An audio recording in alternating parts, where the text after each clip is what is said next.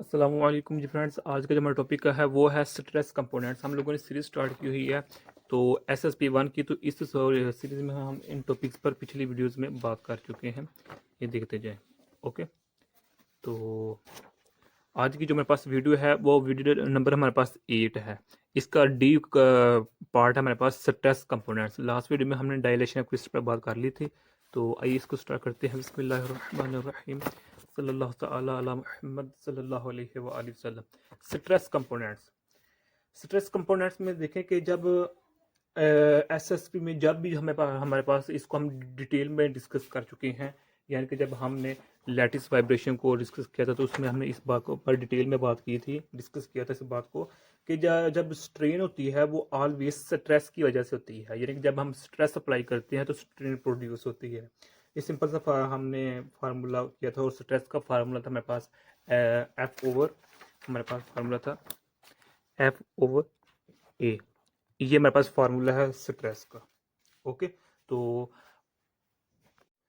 ये इसकी आप स्क्रीनशॉट ले लें पहले, ये वाली इसकी। तो अब हम डायग्राम देखते हैं जो इस पर। ये देखें, फिगर मेरे पास 15 है और मेरे पास 16 है। ये दो फिगर है, इन दोनों फिगर की समझ आ गई तो हमें आज के टॉपिक की समझ आ जाएगा। अब फिगर जो 15 है इसमें देखें कि जो मेरे पास ऑर्थोगोनल कोऑर्डिनेट्स लिखे हुए हैं जिनके एंगल हम जानते हैं 90 के, यानी कि ये देखें एक्स वाई और जी, ये ऑर्थोगोनल एक्सिस है, यानी कि इनके में जो मेरे पास एंगल है वो 90 का एंगल है। इसको हमने लास्ट वीडियो में भी डिस्कस किया था। तो अब फिर जो एक्स एक्स और एक्स वाई हैं यहाँ, यानी कि ये देखें जो ये कैपिटल एक्स और स्मॉल एक्स है, कैपिटल एक्स और वाई है, ये क्या शो कर रहे हैं? जो कैपिटल एक्स है इसको हम कहते हैं कि ये फोर्स ऑफ डायरेक्शन को शो कर रहा है। इसको भी हम डिस्कस कर चुके हैं लास्ट वीडियोस में। तो जो कैपिटल एक्स होता है वो डायरेक्शन ऑफ एक्सिस को शो करता है, सॉरी फोर्स ऑफ डायरेक्शन को शो करता है कि किस एक्सिस के अलोंग हमारी जो डायरेक्शन है वो फोर्स कर रही है।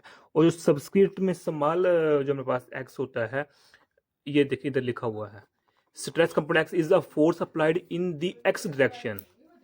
यानी कि जो मेरे पास कैपिटल एक्स है ये फोर्स है जो कि हम एक्स डायरेक्शन में, जो मेरे पास ये देखना है ये एक्स डायरेक्शन है ये वाली। ओके, एक्स डायरेक्शन में अप्लाई कर रहे हैं to a unit area plane whose normal lies in x direction. यानी कि जो मेरे पास स्मॉल जो ये सब्सक्रिप्ट में स्मॉल एक्स है ये क्या शो कर रहा है? नॉर्मल को, किसके? प्लेन के। मतलब क्या कि जो मेरे पास एक्स एक्स है ये रिप्रेजेंट करता है फोर्स को जो कि अप्लाई हो रही है एक्स डायरेक्शन में अप्लाई हो रही है, और to a unit area of a plane whose normal lies in the x direction. और इसका जो नॉर्मल है वो भी एक्स डायरेक्शन में है। अगर इधर ये देखिए ये मेरे पास जो ये एक्स वाई है यही क्या शो कर रहा है? कैपिटल एल तो शो कर रहा है डायरेक्शन ऑफ फोर्स को in the axis along the of x axis, तो वो कैपिटल शो ये है। और जो वाई है ये क्या शो कर रहा है इधर कि इसका जो नॉर्मल है वो लाई कर रहा है इन दी वाई डायरेक्शन। ओके, अगर हमारे पास एक्स जी होता तो एक्स फोर जो कैपिटल यानी कि जो कैपिटल एक्स था वो शो कर रहा होता था डायरेक्शन ऑफ फोर्स को। तो जो जी है वो क्या शो कर रहा होता है कि जो इसका नॉर्मल है, इसका जो नॉर्मल है जिसके अलोंग ये हमारे पास फोर्स है उसका जो नॉर्मल है वो जी की एक्स एक्सिस के अलोंग है। ओके, तो ये हमने देखा है, इधर ये है हमारे पास। तो अब ये मेरे पास 15 है, तो 16 में देखें क्या है कि ये मेरे पास यहाँ देखें, इसको हमने इधर इस फॉर्म में लिखा हुआ है, यानी कि अपनी आसानी के लिए हम ये कह सकते हैं कि लिखा हुआ है वो किस तरह कि ये देखा हमें इजी समझ आ रही है कि जो वाई एक्स है ये अपवर्ड साइड पर है और जो वाई एक्स है ये डाउनवर्ड साइड पर है। ये मेरे पास क्या है? क्यूब है ना मेरे पास, तो क्यूब को हमने किस फॉर्म में लिखा हुआ है? स्टैटिक इक्विलिब्रियम में लिखा हुआ है। तो जब क्यूब को हम स्टैटिक इक्विलिब्रियम में लिखते हैं तो जो मेरे पास जो कंपोनेंट्स होते हैं वो 9 से 6 हो जाते हैं। यानी कि अगर हम बात करें फिर पहले प्रेम कहानी जो हम हमारी चलती आ रही है कि जो मेरे पास कांस्टेंट होते हैं, स्टिफनेस कांस्टेंट होते हैं, उनको हम एसएसपी में रिड्यूस कर सकते हैं। कुछ सिमेट्री की वजह से, कुछ टॉर्क की वजह से, कुछ कैंसिलिंग ऑफ फोर्स की वजह से, कई वजूहात हो सकती हैं। तो वो यहाँ भी हमारे पास चूंकि हम स्टैटिक इक्विलिब्रियम में क्यूब को ले रहे हैं, तो इधर देखें जो मेरे पास है इधर लिखा होगा एक्स जी प्रेजेंट है। तो ये मैंने बातें बता दी हैं।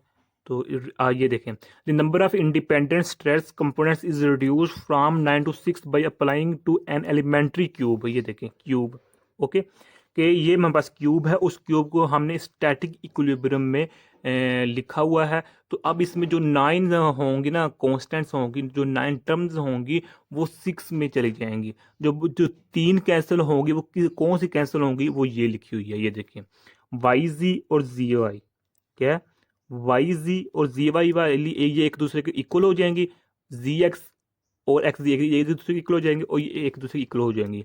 यानी कि ये 2 टर्म है, इन दोनों टर्म को मैं एक टर्म लिख सकता हूँ, ये 2 टर्म है इनको मैं एक कर सकता हूँ, ये दोनों टर्म है मैं इनको एक कर सकता हूँ।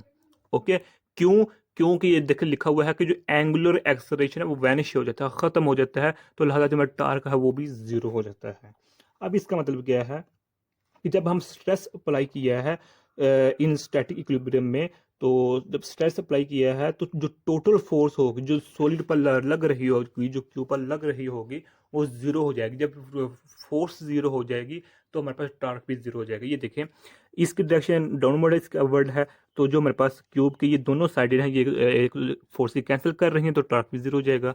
ये इस डायरेक्शन में है, ये इस डायरेक्शन में है, तो ये एक दूसरे के इफेक्ट को कैंसिल कर रही हैं, तो हमारे पास जो टॉर्क है वो भी जीरो हो जाएगा। ओके, तो इस वजह से जो मेरे पास ये कंपोनेंट एक दूसरे के इक्वल हो जाते हैं, तो इनको हम एक एक बार यानी कि 2 टर्म्स इनको हम एक लिख सकते हैं। तो लिहाजा बात ये होगी कि जब भी हम यूनिट क्यूब को स्टैटिक इक्विलिब्रियम में देखते हैं तो फिर हमारे पास ये टर्म एक दूसरे के इक्वल हो जाती हैं, टार्क भी जीरो हो जाता है, क्योंकि जो क्लॉकवाइज होगा और जो सेकंड होगा वो एंटी क्लॉकवाइज होगा। टार्क जो होगा ना, एक क्लॉकवाइज होगा एक एंटी क्लॉकवाइज होगा, वो कैंसिल कर देगा ही। यानी कि सिंपल यही समझिए कि जब फोर्सेज कैंसिल हो रही हैं तो हमारे पास टार्क भी कैंसिल हो जाएगा, तो ये मेरे पास एक दूसरे के इक्वल आ जाएंगे। तो लिहाजा हमारे पास 6 इंडिपेंडेंट टर्म बच जाएंगी, जो कि मेरे पास क्या है, ये वाली है। ये देखें, ये है 1 2 3 4 5 6, पहले कितनी थी, 9 थी ना, ये देखें पहले मेरे पास 9 थी, ये वाली 9 थी। अब इन 9 को हमने 6 में कर दिया है। ओके, जब हम क्यूब को स्टैटिक इक्विलिब्रियम में देखते हैं, तो अब यहाँ तो हमारे पास लिखा हुआ है, लेकिन अब हमारा नेक्स्ट टॉपिक ये स्टार्ट हो जाता है, इसको हम नेक्स्ट वीडियो में देखेंगे। तो यह एक टर्म रह जाती है कि अगर जो स्ट्रेस कंपोनेंट्स हैं अगर वो 9 से 6 हो गए हैं, तो जाहिर बात है जो मेरे पास स्ट्रेन कंपोनेंट्स हैं वो भी रिड्यूस हो जाएंगे।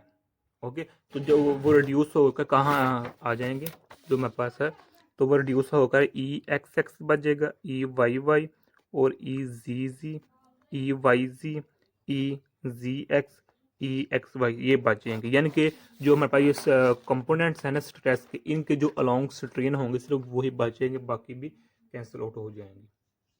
ओके, तो अब यहाँ लिखा हुआ है स्ट्रेस कंपोनेंट हैव डायमेंशंस, यानी कि जो स्ट्रेस कंपोनेंट्स होती है इनका यूनिट क्या होता है कि वो फोर्स पर यूनिट एरिया होता है इनका यूनिट, या फिर इसको हम कहते हैं एनर्जी पर यूनिट वॉल्यूम होता है। ओके, तो जो स्ट्रेन होता है ये चूंकि रेशियोज होती हैं लेंथ्स की, तो इसलिए इनका कोई भी डायमेंशन नहीं होता। यानी कि जो स्ट्रेन, मैंने पहले बताया स्ट्रेन क्या होता है कि change in volume, change in length, change in surface over original, तो ये हमारे पास स्ट्रेन होता है। तो ये एक रेशियो है, तो रेशियो का कोई भी हमारे पास क्या नाम है यूनिट नहीं होता।